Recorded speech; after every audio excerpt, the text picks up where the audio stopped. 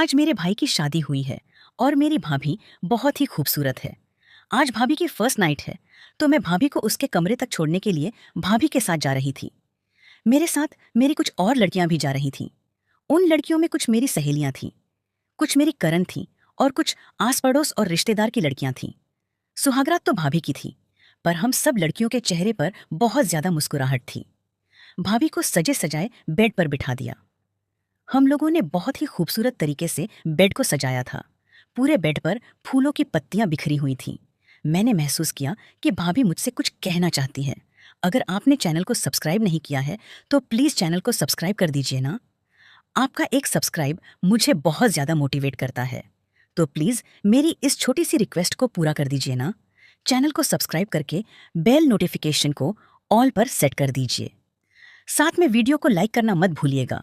आपका अपना ही तो चैनल है, आप इतना तो कर ही सकते हो ना। वो आंखों ही आंखों में मुझे कुछ इशारे कर रही थी। मुझे बहुत ज्यादा हैरत हुई, क्योंकि भाभी की और मेरी पहले से कोई जान पहचान नहीं थी और ना ही कोई दोस्ती थी। फिर भला भाभी मुझसे क्या कहना चाहती हैं? भाभियां तो अपनी ननद से बात करना भी पसंद नहीं करती। और मेरी भाभी थी कि अपनी शादी के पहली रात में ही मुझे अपना कुछ राज बताना चाहती थी। मुझे बहुत ज्यादा खुशी मिली।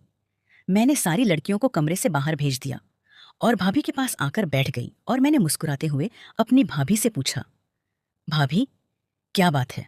आप मुझसे कुछ कहना चाहती हो मेरी? भाभी मेरी बात सुनते ही दाढ़े मार मार कर जोर से रोने लगी। उनकी आंखों से गंगा यमुना बहने लगी ही थी। मैंने कहा, भाभी, आप क्यों रो रही हो? आखिर बात क्या है? भाभी को रोता हुआ देखकर मैं बहुत ज्यादा घबरा गई। भाभी रोते रोते मुझसे बोली, मुझे अकेला छोड़कर मत जाना। अकेले इस कमरे में मैं मर जाऊंगी।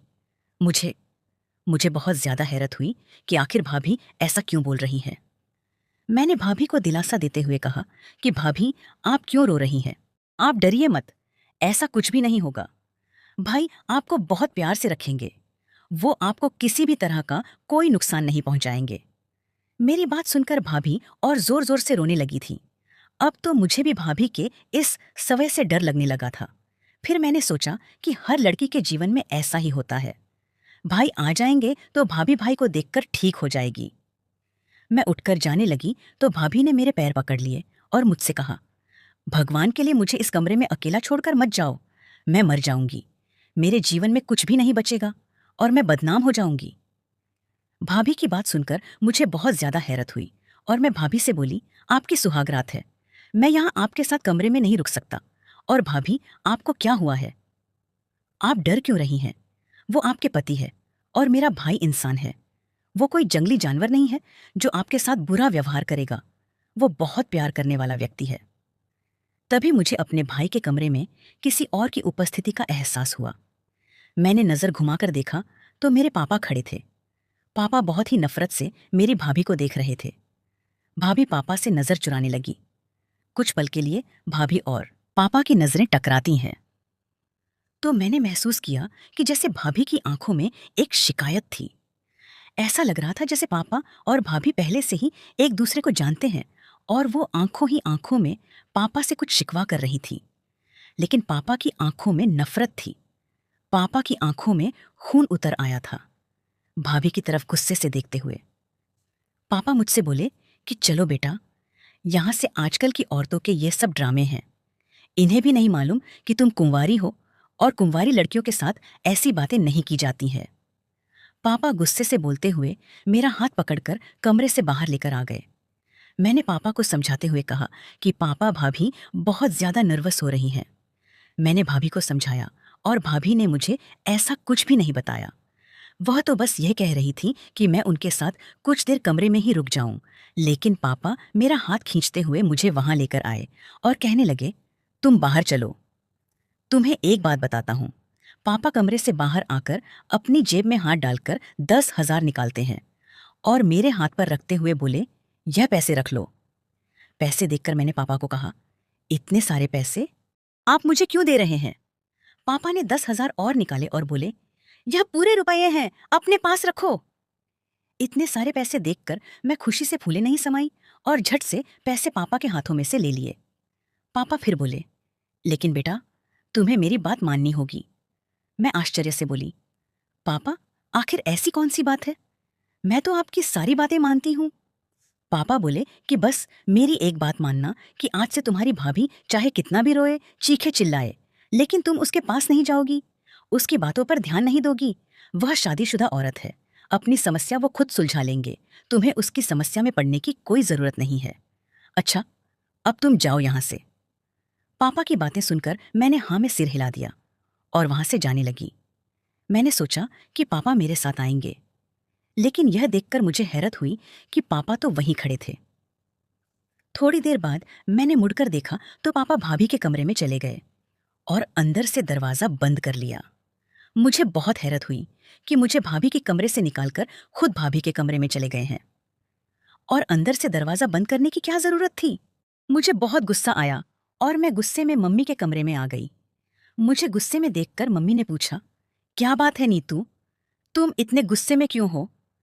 मम्मी के इतना पूछते ही मैंने सारी बात मम्मी को बता दी कि पापा ने मुझे भाभी के कमरे से निकाल दिया और खुद भाभी के कमरे में चले गए हैं। मेरी बात सुनकर मम्मी के चेहरे का रंग फीका पड़ गया और फिर खुद को थोड़ा संभाल कर बोली, कोई बात नहीं नीतू, बेटा, वो ससुर जी है, क्या हुआ? अगर वो अपनी बहू के कमरे में चले गए तो तुम इतना ज्यादा मत सोचो। फिर मम्मी मुझसे बोली, नीतू, ऐसा करो, अब तुम अपने कमरे में जाओ और सो जाओ, बहुत रात हो गई है। मम्मी की बातों से मैं संतुष्ट नहीं हुई।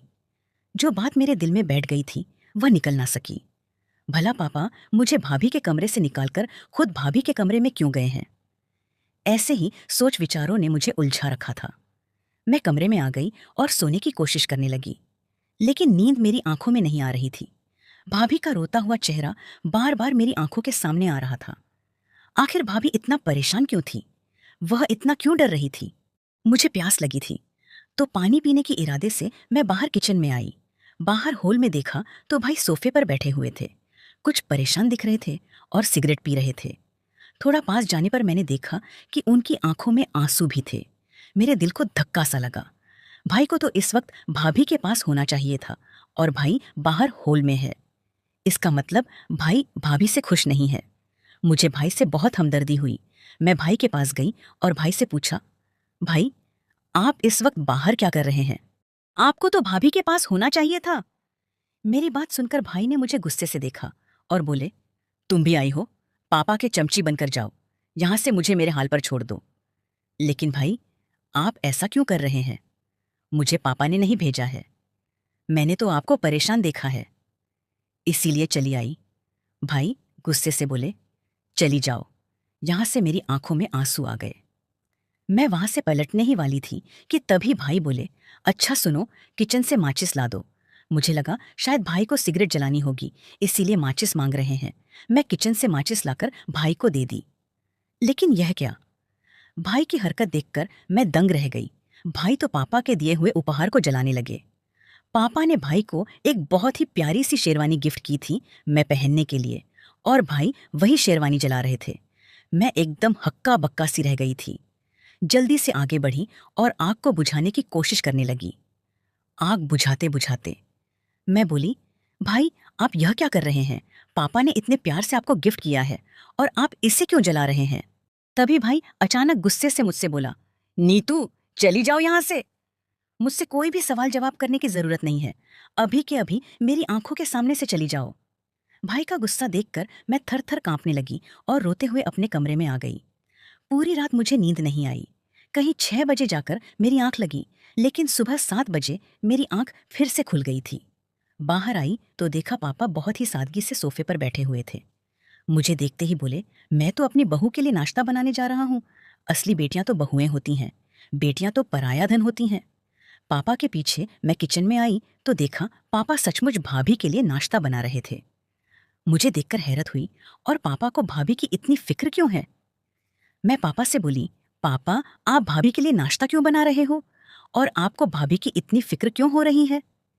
मेरी बात सुनकर पापा बोले, वो मेरे बेटे की बीवी है, अगर मुझे उसकी फिक्र नहीं होगी तो किसकी होगी? तुम्हारी माँ तो वैसे ही जहर उगलती रहती है, क्या भरोसा नई बहू को नाश्ता बनाकर दे या नहीं। इतने में मम्मी भी आ गई। वो कुछ परेशान सी लग रही थी।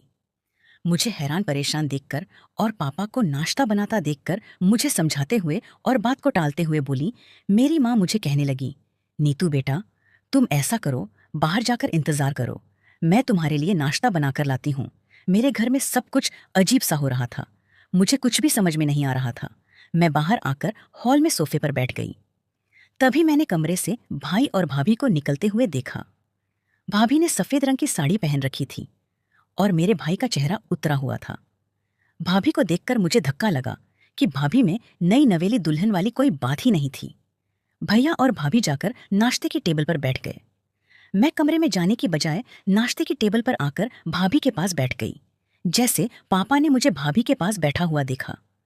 पापा गुस्से से मेरे से बोले, नीतू, मैं तुम्हें रात को समझाया था ना कि तुम इन सब मामलों से दूर रहना। मैंने तुझे अच्छे से समझाया था कि अपनी भाभी से तो दूर रहना, उसके आसपास भड़काने की कोई जरूरत नहीं है तुम्हें। लेकिन तुम्हें मेरी बात समझ में नहीं आती। शरीफ लड़कियां ऐसी नहीं होती कि उनके माता पिता जो बात कहे उनको ना माने पापा की बात सुनकर। भाई गुस्से से पापा की तरफ देखते हैं और पापा से कहते हैं, पापा, हम लोग इतने भी शरीफ नहीं हैं। पापा ने भाई की बात तो सुन ली, लेकिन उसे अनसुना कर दिया। तभी थोड़ी देर बाद दरवाजे पर किसी ने दस्तक दी।